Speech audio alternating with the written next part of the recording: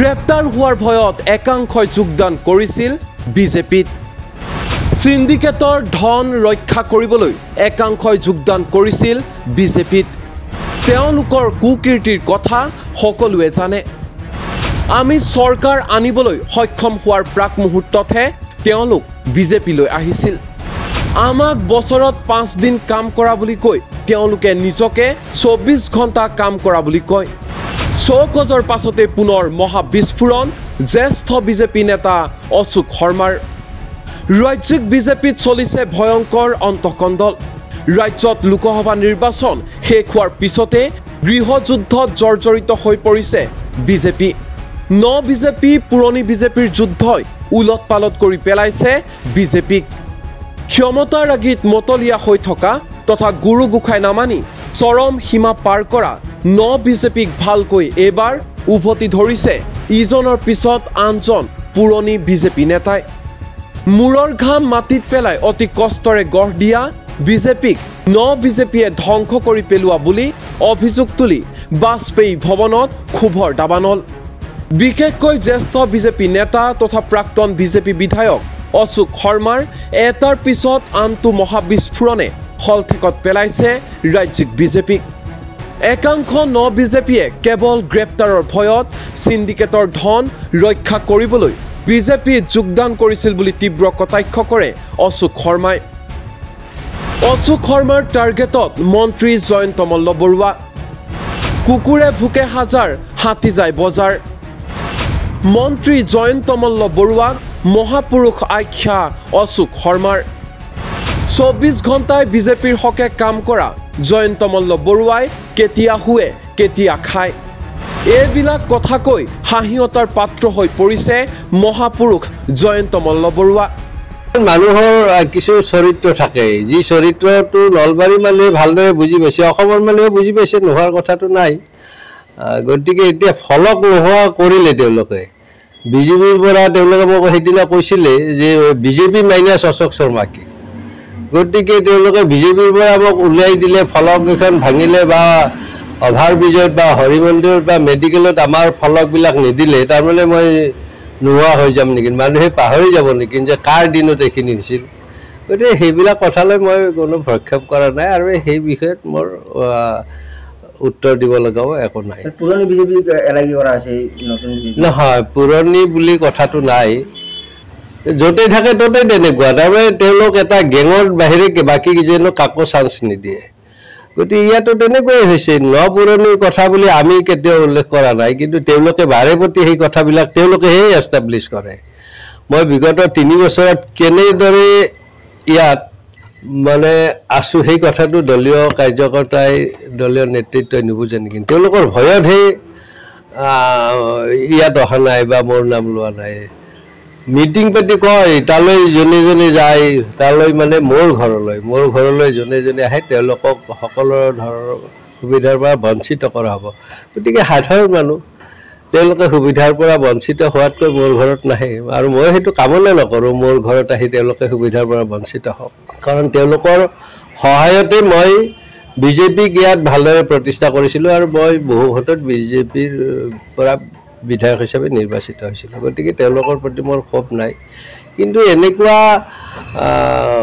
ব্যৱহাৰেৰে বা সমাজত এটা বিভেদৰ সৃষ্টি কৰাৰ কাৰণেহে বিজেপিৰ ওপৰত এটা দাগ পৰিছে, তাৰ কাৰণে দুখ লাগে। হয়, কিন্তু সেই কথাটো হয়, আপোনালোকে জানিছেও যে মই হাতমেৰ যিটো কথাক লৈ মোক চৌকজ দিছে, মই মাননীয় সভাপতি মহোদয় কৈছোঁ যে মাননীয় সভাপতি মহোদয় হাতমেত মই কি কৈছিলোঁ এবাৰ শুনিবচোন।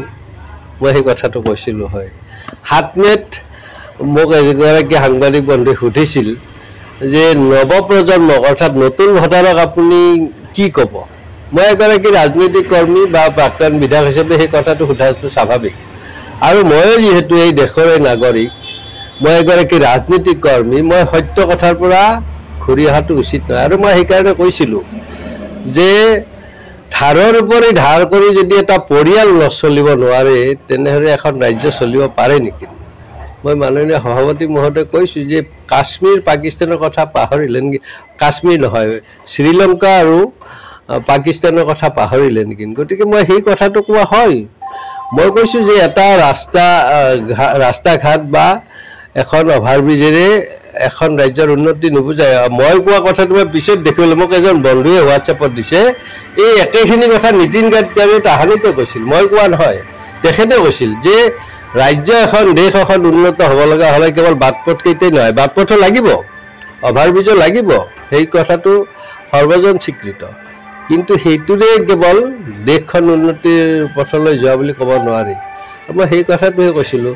গতিকে তাত কিন্তু উল্লেখ কৰিছে চিঠিখনত যে মই 7 মে'ৰ দিনাখন দলীয় নেতৃত্বক সমালোচনা কৰিছোঁ, দলৰ ভিতৰুৱা কথা কৈছোঁ, আৰু মই উচতনিমূলক বক্তব্যৰে ভোটাৰক প্ৰভাৱিত কৰিছোঁ।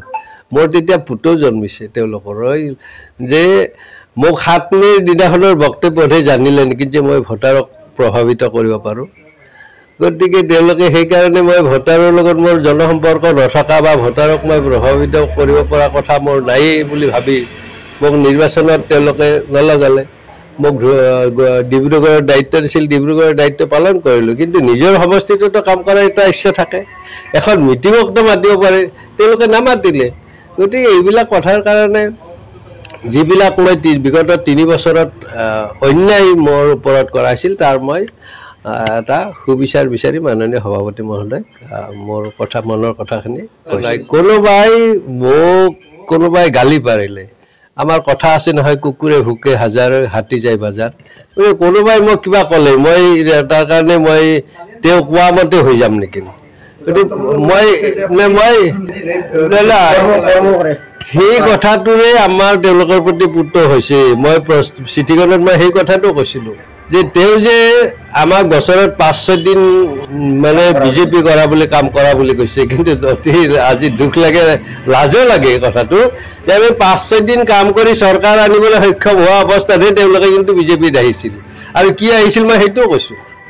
গতিকে আপুনি টিভি নাচায়, পেপাৰ নাচায়, তাত মই স্পষ্টভাৱে কৈছোঁ যে তেওঁলোকে চিণ্ডিকেটেৰে সংগৃহীত ধন ৰক্ষা কৰাৰ কাৰণে আৰু জেলত যোৱাৰ ভয়তহে তেওঁলোক বিজেপিত আহিছিল। এইটো কথা আপুনি কিয় নাজানে? আপুনি এগৰাকী নলবাৰীৰ নাগৰিক, ভাৰতীয় নাগৰিক হিচাপে জানিব লগা কথা, তেওঁলোকৰ কুকীৰ্তিৰ কথা পাহৰিলে কিয়? গতিকে তেনেকুৱা কথাৰে তেওঁলোকে বিজেপি গাইছিল। আৰু এতিয়া তেওঁৱে কয় যে আমি বছৰত 5-6 দিন কাম কৰিছিলোঁ আৰু তেওঁ 24 ঘণ্টাই কাম কৰে। আৰু 24 ঘণ্টা আমাৰ মাননীয় প্ৰধানমন্ত্ৰী যশস্বী প্ৰধানমন্ত্ৰী নৰেন্দ্ৰ মোদী ডাঙৰে নকৰে, তেখেতে 18 ঘণ্টা কাম কৰি বুলি কয়। গতিকে আমি আনন্দ প্ৰকাশ কৰোঁ, হয় 6 ঘণ্টা নিজৰ কাৰণে ৰাখিছে। এই মহাপুৰুষে আৰু 24 ঘণ্টাই কৰে। তেওঁ তাৰমানে শৌচশুদ্ধি নকৰে নেকি? তেওঁ আহাৰ গ্ৰহণ নকৰে নেকি? ৰাতি নুশুৱে নেকি? এইবিলাক কিয় কথা কয়? এইবিলাক কথা কোৱাৰ কাৰণে তেওঁলোকে হাঁহি এটাৰ পাত্ৰ হৈছে, আমি হোৱা নাই। গতিকে ৰাইজে এতিয়া এইবিলাক বিচাৰ কৰিব। মই এই কথাটো মাননীয় সভাপতি মহোদয়ক জনাইছোঁ, কিন্তু মই আপোনালোকক ধন্যবাদ দিছোঁ যে মই নকওঁ বুলি কোৱাৰ পিছতো বাৰে প্ৰতি আপোনালোকে এই বিষয়টোৰ ওপৰত বক্তব্য ৰখাৰ কাৰণে কৈছে, যিহেতু কালি ৰাজহুৱাভাৱে প্ৰকাশ হ'ল। আৰু সেইকাৰণে মই আপোনালোকক এইখিনি কথা কৈ আপোনালোকৰ উজ্জ্বল ভৱিষ্যত কামনা কৰি আজিলৈ ইমানতে সামৰণি মাৰিছোঁ। নাই আৰু মই কথা ক'ব নালাগে, যি কথা মই কৈছোঁ পত্ৰখনত লিখি দিয়া, সেইবিলাক কথাটো মই পত্ৰখনত উল্লেখ কৰিছোঁ। মেডিকেলত উল্লেখ নকৰাৰ কাৰণে মোক কালি এজনে ফোন কৰি কৈছে যে মেডিকেলত আপোনাৰ ফটো নাই। কিন্তু মানুহে জানিবতো নলবাৰীত মেডিকেল কলেজ কেতিয়া আধাৰশিলা হৈছিল, অভাৰব্ৰিজৰ কেতিয়া আৰম্ভ হৈছিল, এইবিলাক কথা জানিব।